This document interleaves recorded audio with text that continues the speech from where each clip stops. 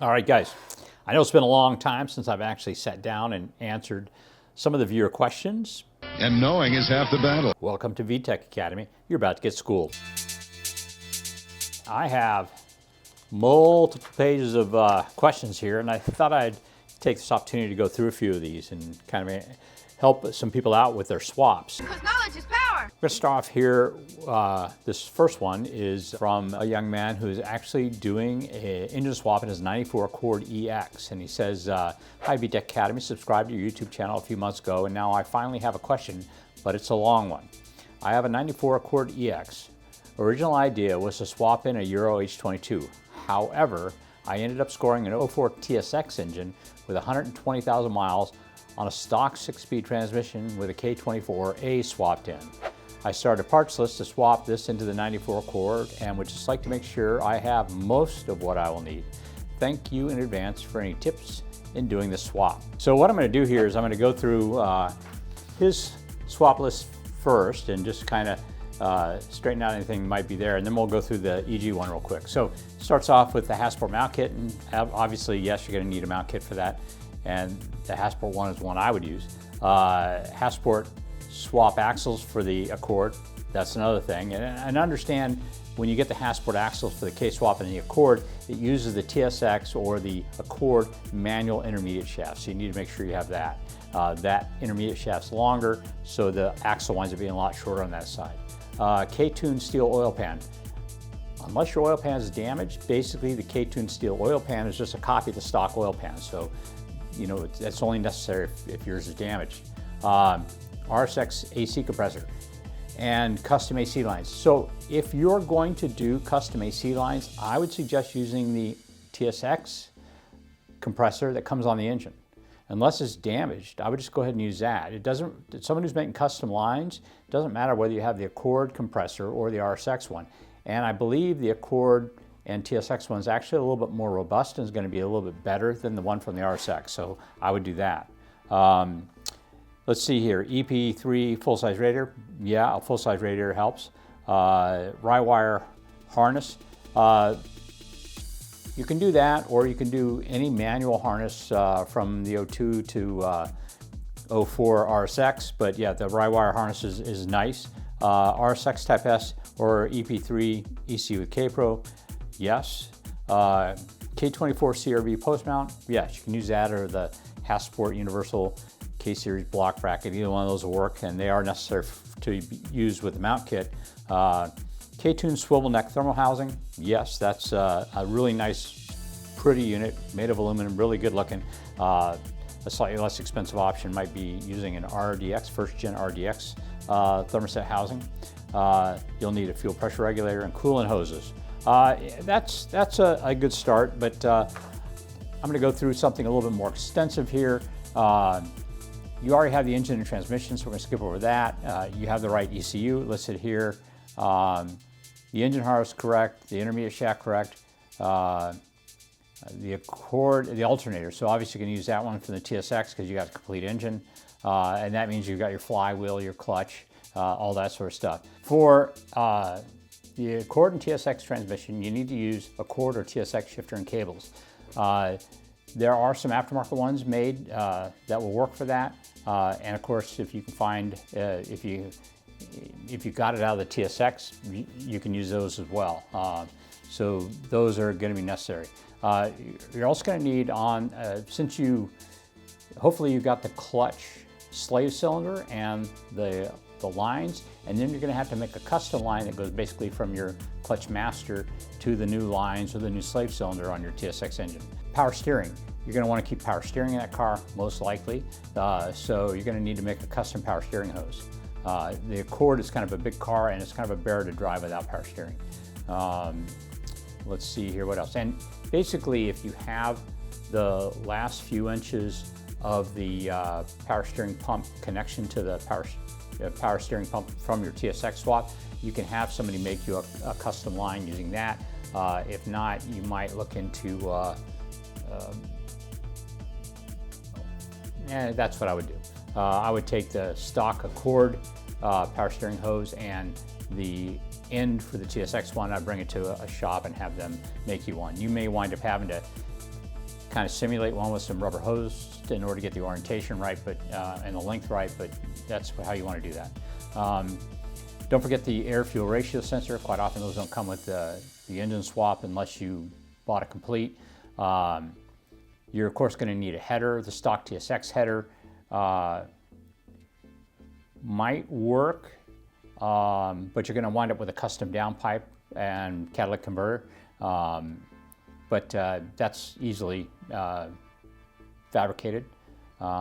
Next would be the, let's see here, you're going to be able to use the stock serpentine belt because you're not changing anything. You are going to need a sub-harness. The sub-harness is the part that interfaces between the rye wire harness and the body harness, unless the rye wire harness already comes with that interface. So you need to check on that. That might be something you wind up purchasing as well with your rye wire harness. On top of that, you're also going to need the little sub-harness that goes from the rye wire harness to both the knock sensor and the alternator. So check on that as well. That may be included with the rye wire harness. I'm not really sure what all the options are, but you need to make sure you get that part as well. You also need fuel fittings along with the pressure regulator. So you're going to need the fuel hoses that go along with that as well. If you check our, pardon me. If you check our budget EG build, you can see how to make your own fuel lines. Otherwise, you can maybe talk to K-Tune, particularly if you're using the regulator, and get the fittings you need, and then just get some lengths of the braided line in order to make your own lengths. Genius does suffer without Red Bull. Intake, air tube, and filter. You're going to need that, of course. For radiator hoses, because you're using the EP3 radiator, you should be able to use the EP3 lower hose. For the upper hose, I think you can use that EP3 upper hose. If not, a good choice might be something like the upper hose from a GSR. I think it's got, no, from like a B18A1. I think that has the right lengths and right bends that might work. Also the 86.7 Integra, that would probably work as well. Next would be the heater hoses. That's probably going to just be, I would look at the budget EG and see if those hoses work for you. Those seem to be fairly universal. That might work really well. That should be about it. That should tell you everything you're going to need for your swap. Probably a little bit bigger than the list you have, but that should get you on your way. That was kind of a long-winded answer. That same swap list would be very similar if you're doing like a 90 to 93 Accord with a K swap, or a 94 to 7 Prelude with a K swap. It kind of follows all three of those chassis. All right, the only difference would be the different mount kits. All right, so for the next question, we have a question actually about a B-series swap. A what? This one's from Michael, and Michael says, I have a 92 Civic VX, and I want to swap a B18A1 into it.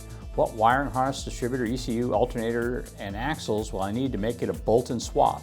In addition, if I utilize a Hasport engine mount kit for the EG chassis, will I need to make a dent in the frame rail to get the motor to fit? Any advice would be greatly appreciated. Thanks. All right, so that's a interesting swap. We did almost this exact same swap, gosh, almost 20 years ago for an article for Sport Compact car way back in the day. So basically the B18A1 comes in two flavors. It comes as a 9091, which is OBD0, and it comes as a 9293, which is OBD1. Now, OBD1 is the electronics you're going to want, but the engine is compatible either way. The only real difference is the alternator and the injectors. The injectors don't use a resistor box. Your CX doesn't use a resistor box, so that's what you want. So even if you have a 9091 engine, if you change the distributor and the injectors to the later style, you're going to be fine. Now, parts that you're going to need kind of depend on the transmission you're going to use. I'm assuming that you're going to use the B18A1 transmission as well. That actually requires a special mount from Hasport. It's designed to use the old cable style transmissions, which is what came on the B18A1, and it reorients the slave cylinder for the clutch so that it's usable with your cable operated clutch lever, and it has a different mount so that you can mount that engine in the car. The rear bracket winds up being the same for 94 to 2000 Civic or Integra, 94 to 2001 Integra. So you're going to want to get that rear bracket. You're not going to be able to use the one from the B18A1. Next, on the driver's side, there is a block bracket, and you're going to want to change that to the block bracket from the 94 up Integra as well. You can buy those in billet from Hasport and probably other companies also, but that block bracket's a little bit different. They both, the one that's not currently on your engine and the one you're buying have 2 bolt holes, but the orientation is slightly different, and so is the tilt. So you want to try and use the correct one there so you don't wind up with a crooked motor. Oh, and the dent in the frame rail, absolutely not. The 92 up Civic's engine bay is identical to the Integra manual transmission engine bays. You know, so your CX1 is identical to the manual one, so no dent's going to be needed. There's plenty of room for the engine, transmission, all that stuff in there. You'll even be able to use the torque mounts if you want. You're going to need a 94 up Integra AC compressor bracket, and then that will allow you to bolt on your stock AC compressor and use the torque mount. And then there's a bracket. Oh, you're not going to be able to use the one on the transmission side though, but it's not really that necessary for, you know, engine stability. The mounts alone will actually take care of that. Hopefully you get the 92-93 ECU. That's going to be usable. You can actually take your your VX engine harness and put it on that engine. The only thing you're really going to have to change is the few things might be kind of tight reaching, and the O2 sensor's different. The VX, I think, uses a 6-wire wideband O2 sensor, and the one that is in the Integra is a 4-wire O2 sensor, so you're going to need to do a little changes on that. Plus the location is probably different as well. I can't remember if where the VX one is located, but maybe on the front side of the engine, and with your Integra, it's on the back side of the engine, down right before where the header connects up to the catalytic converter. Definitely don't use the stock VX exhaust. It's going to stifle the torque and power that engine can make. So you're going to want to upgrade the catalytic converter and the exhaust something a little bit larger. That's about it. You're going to need the 94 up Integra shift linkage, or the 96 to 99 2000 SI shift linkage, or Hasport's shift linkage for the EG and EK. That'll work as well. Axles, you can use the axles from the B18A1. Those will work just fine. That uses a slightly different, that way you don't have to change the inner seal on the jackshaft side just by using the ones for that, and they'll be the right length and they'll work absolutely fine. I think of anything else off the top of my head. That sounds like about it. Oh, injectors. If you can't find 94 to 2000 Integra injectors, 2001 Integra injectors, you can get them off an EX version or an SI version of the 92-5 Civic as well. Those will work just fine, same size injectors. Alrighty. So Michael, hopefully that helps you out. And let's see what other questions we have here. Oh, here's one, 02 Civic K-series swap. So let's, this one is from Chuck. So let's go ahead and read this. Hello, I have a 2002 Civic EX coupe with a D15 and 5-speed manual transmission. I just purchased a K24A2 from a 2005 TSX, complete with harness, ECU, even gas pedal, but it's an automatic. I found a few 6-speed manuals, but I haven't bought one yet. This is my first Honda project, so all the DB, DC, GD, EM names that are out there, I have no idea what they mean. There seems to be a ton of almost info out there, but none of it is very accurate for what I need for the swap. So far I've learned I need an RSX subframe, but nothing about the years compatible. I did find a 2002 RSX subframe, but don't know if it's what I need. I've also learned that I need a CRV engine bracket on the passenger side, and a 2005 Civic hybrid radiator and air conditioning parts. Hasport mounts, but don't know which ones. Unsure if the 2005 TSX exhaust header and downpipe will fit. No clue if I can use the TSX throttle body. Every video shows it replaced with others, but don't understand why I can't use it. If it's throttled by wire, am I getting all the wiring complete? Onto the wiring, is it feasible to use a TSX AT engine harness to the passenger compartment harness? Will I need special converters for speedometer, etc.? Going to find a 6-speed manual. How do I go about deactivating automatic trans sensors and ECUs so no engine codes and everything work properly? Or should I be looking at using a manual trans ECU already in the car? Also, best half shaft and axles for use with 4-lug wheels. Seen a video mentioned an immobilizer deactivator. Is this something I have to do also? Would really like to keep the shifter looking OEM so nobody suspects a K swap. What's the best option? And a million other things I haven't discovered yet that I'll need. Oh yeah, and I'm far from rich, so the price is important. All right, so a lot of stuff there. I'm gonna back up and kind of go through the questions individually, just kind of explain what's up. I'm going to start off first by talking about the TSX engine. Nobody really makes automatic mounts for mounting that engine in your car with an automatic transmission. So at the moment, that's not really possible. That's not to say that there won't be something like that available in the future, but your car is already a manual, and that by far is the path of least resistance. So you're going to want to look for a manual transmission. You have a couple of choices. There's the TSX transmission, the Accord transmission, a TSX 6-speed, the Accord 5-speed, the RSX 6-speed transmission, the 06 to 11 Civic SI 6-speed transmission, or the EP3 transmission. Now, all those transmissions, oh, and also the RSX base manual transmission, which is a 5-speed also. Of all those transmission choices, the easiest ones are the EP3 transmission, the base RSX manual transmission, or the RSX Type S transmission. And the reason they're easiest is because your shifter with a set of cables is compatible with that transmission.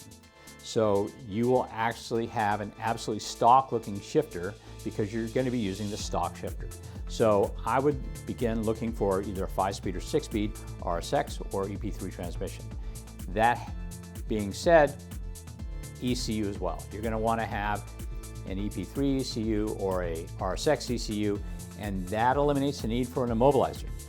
You can actually have the ECU reflashed so that it can read the chip on your key, and it would be secure so that nobody's going to be, hot wiring your car. They're going to actually need your physical key in order to start up your car the way it is. So let's just get that out of the way right now.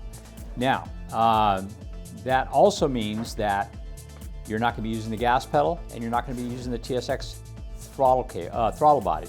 Those are drive-by-wire. That's very, very difficult to do.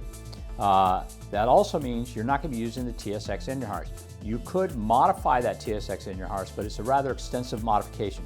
You're much better off looking for an RSX base harness and modifying it a little bit, looking for a CRV manual transmission harness, modifying that a little bit, looking for a EP3 harness and modifying that a little bit. Now, there are companies that actually make those harnesses new, but they're rather expensive, so you're much better off modifying or getting modified a CRV harness. Probably it's going to be your best budget choice. Subframe. So far, I've read I need an RSX subframe. All of the RSX subframes will work, as well as the EP3 subframe. So you can use any of your RSX subframe, manual or automatic, and you can use any of the EP3 subframes as well. I've also learned I need a CRV engine bracket on the passenger side. Yes, absolutely. The K24 has a different bracket, so you're going to need the one from the RSX, and you're also going to want to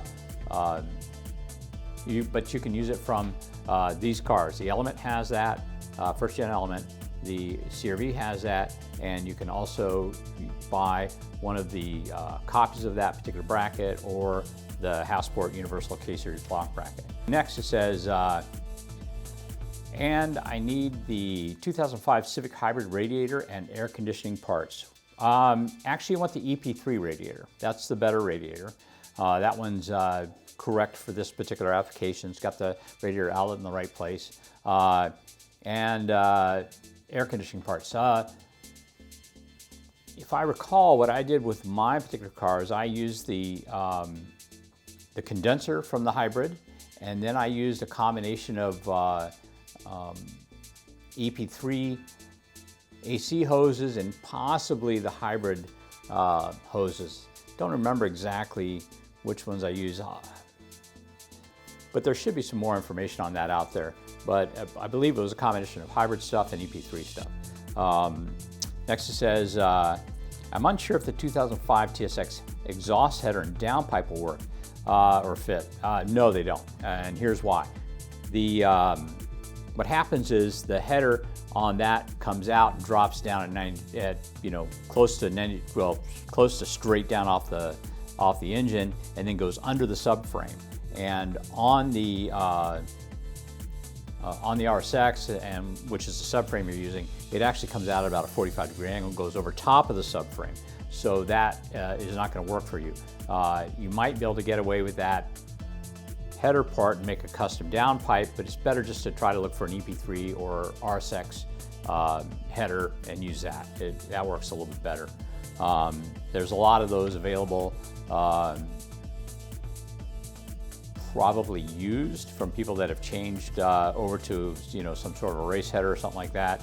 If you wind up with somebody's aftermarket header, remember you do need to put a catalytic converter on that because your car is subject to EPA rules about emissions. All right, next is no clue if I can use a TSX throttle body. As I mentioned before, you're not going to use a TSX throttle body. That's drive-by-wire. That wiring would be extensive and kind of difficult to do. So that's why every video shows switching out the throttle body. Now, on your TSX intake manifold, the one that bolts up most easily is the one from the 2003 to 2005 Accord. It has the same bolt pattern, and it's drive-by cable as opposed to drive-by wire. So what you would do is you would get a first-gen element throttle cable, and then you would get the bracket that goes on the Accord intake manifold, and that would connect up and work in your car just like it would stock. So then you ask about the TSX engine harness, and that's really not usable. The modifications would be extensive in order to get that to work, so you don't want to mess with that. You would have to change out the accelerator, too many things in order to do it. And then it would require quite a bit of wiring in the car as well in order to put in everything for the drive-by-wire. So I wouldn't go that direction. That would be difficult. Next it says, well, I need special converters for the speedometer, etc. If you use the RSX or the EP3 transmissions, you don't. The only time you would need that is if you're using the 0506 RSX Type S CCU. That does have a counter-shaft speed sensor, which gives a faster pulse. So you would need some sort of a speedometer interface, either Dakota Digital or one of the companies like K24 Hybrid. You would need that in order to drop the signal down so it'd be usable by your instrument cluster. So that all answers your question about should I be looking at using a manual trans? Yes, absolutely. A manual trans ECU? Yes, absolutely. Also, the best half shaft and axles to use the 4-lug wheels. Well, for the half shaft, you're going to want to use any Civic 5 or 6-speed intermediate shaft, with the exception of the 2012-2015 one. You can also use any of the RSX manual transmission intermediate shafts. Those will all work.